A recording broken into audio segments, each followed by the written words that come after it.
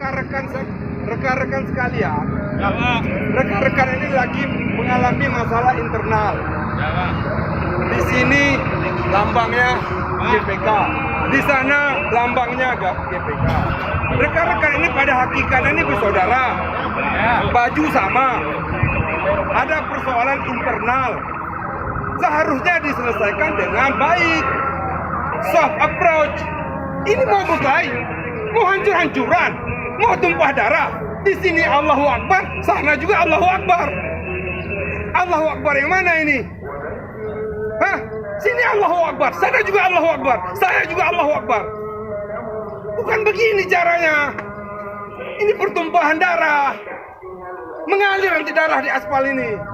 Kami di sini mencegah saudara-saudara jangan sampai tumpah darah di sini. Jangan begini caranya. Ini masalah internal rekan-rekan. Kami himbau diselesaikan dengan cara yang baik, tanpa setetes pun darah keluar. Ini nanti pasti akan terjadi tumpah darah ini rekan-rekan. Kami sayang sama rekan-rekan, kami juga sayang sama sana. Kami tidak membela siapapun. Kami netral di sini.